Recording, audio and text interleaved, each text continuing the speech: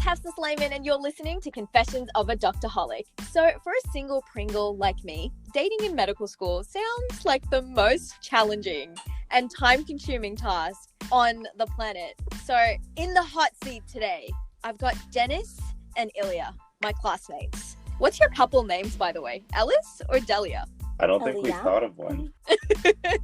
Wait, seriously? Like, if I were in a relationship, that's the first thing I'd try to come up with. You would pick a day where you sit down at the kitchen table and spend hours trying to figure out how many letters of each person's name to use in the shared name? Well, I didn't think of it that way. I just thought, say the name out loud and see if it has a ring to it. And I guess that's what we're going to go with. I kind of like Delia. Okay, well, there you go. I just made you guys a couple's name. Okay, so let's start with, how did this relationship start? So it all starts with a Rick and Morty shirt, actually. I have a t-shirt, a green t-shirt that has Rick from Rick and Morty as a pickle. And I was leaving the med school at the start of first year. Mm-hmm. And I hear a voice just scream, "Oh my God, it's Pickle Rick." And that was basically our first opportunity to meet face to face and in person. Okay, so who made the first move? It depends what you define the first move. For me, the first move was one day we sat and we studied the lobs. And one day he told me that he likes a girl from the school. Okay. I asked him, who's that girl? And he took his phone, which was really, really cute. And he put the camera. Do you remember that moment? Did he actually do that? Oh, wow, that's so corny. That's actually... good on you though. Okay, and then? And he put the phone in front of my face. And it was so sweet. So for me, that moment that I knew that he likes me, like this is the first move. Dennis, what led you up to that moment? What was going through your head? I think it was, we're sitting on my balcony and we were talking about absolutely everything except for the learning objectives that we had to do, because he tried to procrastinate and not do them until the last minute. And it just got on the topic of, who do you like? And this. I'm like, okay, you know what? Here. Okay, and how have both of your feelings changed throughout the course? Stronger. I think the same, yeah. Do you guys have to schedule date night? Because I felt like the course got more intense. And I know both of you had different placement partners as well. So how did that happen? We planned it because we knew that we're going to spend most of the time together. And because third year, we're going to separate because we're going to different placements. So we wanted to make the most of the second year in terms of building our relationship. Because when you're in med school or professions that are so demanding, you never have the time to stop and say, okay, I need to find someone to share a life with, because you always focus on your career. So I don't think we ever thought that it will be so serious. To answer your question about ending up with different placement partners, the way that our program is structured, med school is a pretty competitive environment. In a sense, it's a little difficult to balance being in an environment like a placement. It's actually pretty demanding and they ask a lot of you with someone that you see 24/7 and who is essentially your significant other, because you have a different dynamic and then you have a completely different dynamic with somebody who's your partner on placement. So do you guys have to schedule date nights to see each other, or how did you make time for each other? So the lack of date nights, thanks to medical school, was actually one of the chief complaints that we had about this whole year, because we actually didn't make an exact schedule. The way I describe med school to anybody who asks me is, you're at a bar, you've had 6 drinks, and there's a mechanical bull and you hop on it and you're trying to hold on for dear life because it can get so demanding and so intense. I was just imagining myself doing that, literally holding on for my dear life, and I was like, yeah, that's pretty accurate. And then every once in a while the batteries in the mechanical bull give out and there's a nice pause and it's beautiful. You can see all the art on the wall, you can see the craftsmanship on the tables, you can taste the wonderfully crafted beer. In those moments is when you really enjoy relaxing and spending time with your significant other. For me and Eliya, we would find time to do stuff and to just relax and unwind together, but we didn't really get to have that many official okay, let's go get dressed up, let's go to a restaurant, let's do dinner and a movie, that kind of stuff.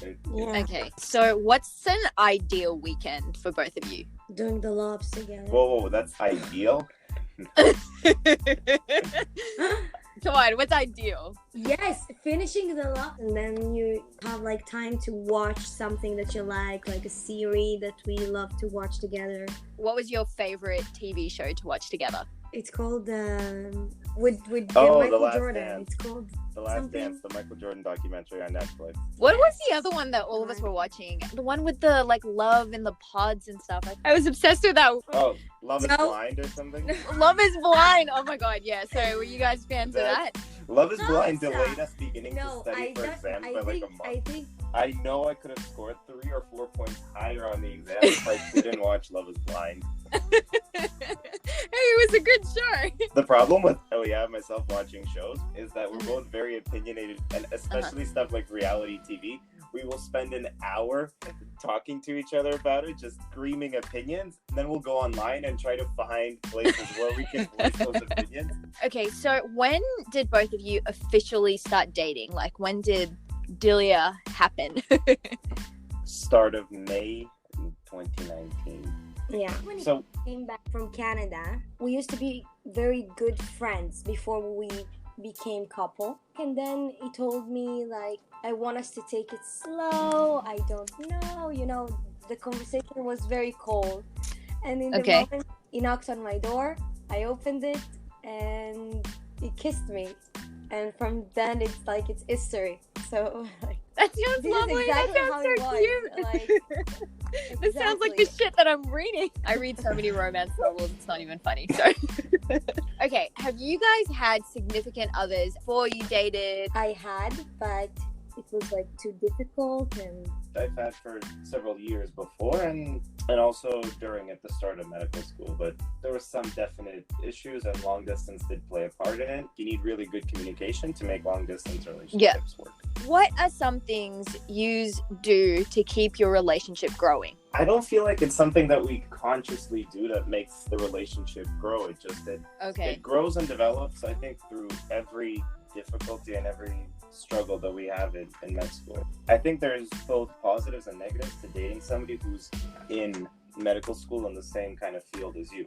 And the positive is obviously that they understand what you're going through pretty much at every step of the way because they've gone through it themselves. You come home, you complain about something and say, okay, of course I understand. But on the flip side is you both can't sometimes see the forest from the trees because we're in the same environment, so we're focused on. And the growth happens when you overcome challenges and difficulties together. Like right now we had to overcome studying for exams in the pandemic. We had to overcome issues with roommates. And when you get past it together, it makes the relationship stronger. And when you see that the other person supports you, it helps grow that trust and that bond that you. Did you ever feel like both of you ever got competitive? We don't have this. Like, we're very supportive of each other. What drives us is to help each other. It's wonderful. I know I can count on Dennis all the time, and I know that we can make mistakes around each other and we can like grow together. We do get competitive. We played chess once and I won, and you called me a cheat and a hustler for like the rest of the day. Shots fired. Okay, you have to say your background in chess. Like, okay, I used to play competitively, so yeah, and I'm a newbie, so it's very easy to win. Like, and I'm your girlfriend. You're supposed to let me win.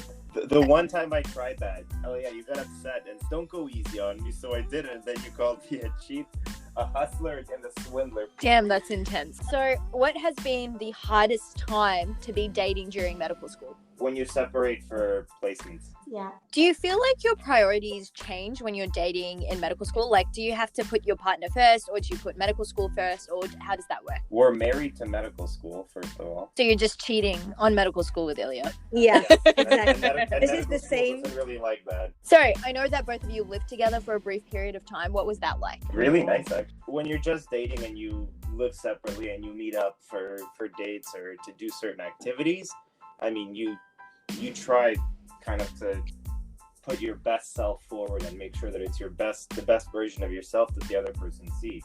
When you live with someone, you see everything. You're exposed to their flaws, the little things that they do that'll ultimately annoy you. And we got on really well. And at the moment, how are you dealing with the time difference? And how do you think you're going to deal with like the upcoming placements? Because I know you're going to be in Chicago and Ilya's going to be in Israel with about 7 hours. Yeah.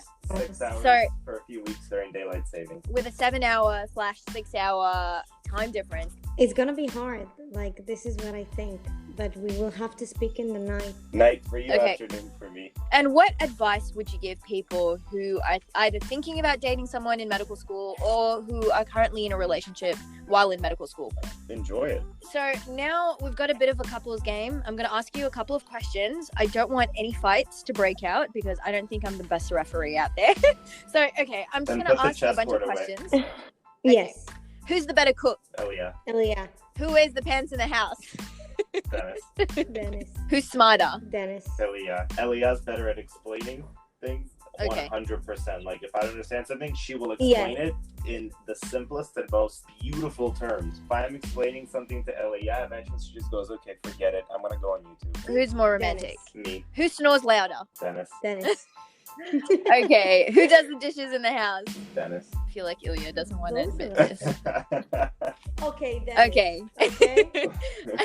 And your favorite memory together? Eliya came to visit last summer to Canada, and obviously we went to Niagara Falls, and there's a boat you can take. It's a little like cruise that takes you right under the falls, and you basically get splashed and sprayed in the face. Essentially, when you drive past the falls to get to the parking lot, Eliya got a quick glimpse, and she started like a smile appearing.